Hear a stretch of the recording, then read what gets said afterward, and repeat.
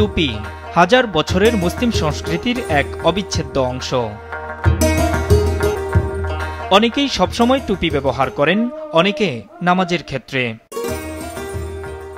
পবিত্র রমজান মাস ও ঈদ ঘিরে টুপির চাহিদা বাড়ে দেশ বিদেশে, আর তাই ব্যস্ততাও বেড়েছে দেশের কারিগরদের।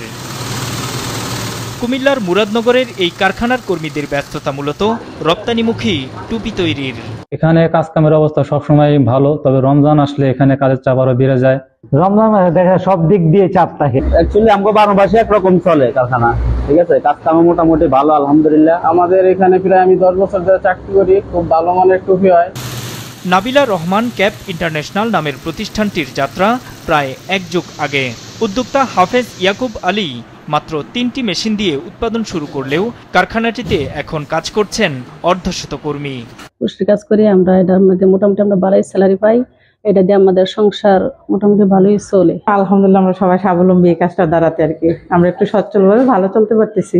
আমাদের কাজ শেখানোর পরে ইনশাল্লাহ আমরা এখন সচ্ছলতা ভাবে চলতে পারি। এটা একটা দেশের উন্নত হইতেছে, বেকার সমস্যা দূর হইতেছে, কাজ করতেছে। অনেকে এলাকার লোক আছে, দূরের লোক আছে, সবাই মিলে কাজ করতে পারতেছে। ঈদ ঘিরে মধ্যপ্রাচ্যের কয়েকটি দেশে 50,000 পিস টুপি রপ্তানি করেছে প্রতিষ্ঠানটি।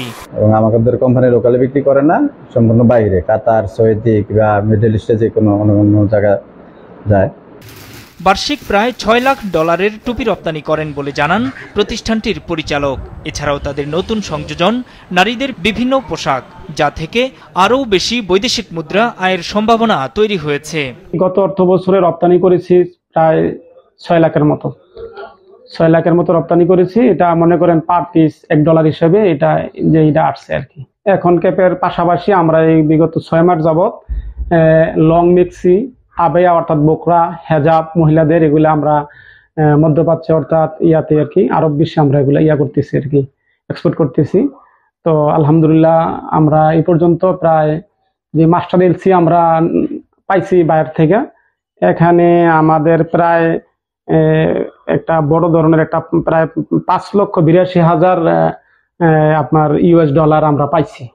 হ্যাঁ, শুধু খালি লং মেক্সি, বোকরা এগুলা আমরা মাস্টার এলসির এগেইনস্টে, এগুলো পর্যায়ক্রমে আমাদের এক্সপোর্ট হয়ে যাইতেছে আলহামদুলিল্লাহ। ব্যবসার সম্প্রসারণ ও রপ্তানির ক্ষেত্রে প্রতিবন্ধকতা থাকলে তা সমাধানের আশ্বাস উপজেলা প্রশাসনের।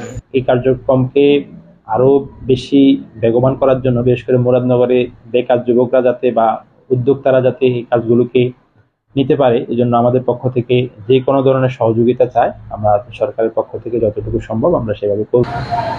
রাজধানী সহ বিভিন্ন স্থানে রপ্তানিমুখী টুপি তৈরির কারখানা থাকলেও কুমিল্লায় এটিই একমাত্র প্রতিষ্ঠান বলে জানান সংশ্লিষ্টরা।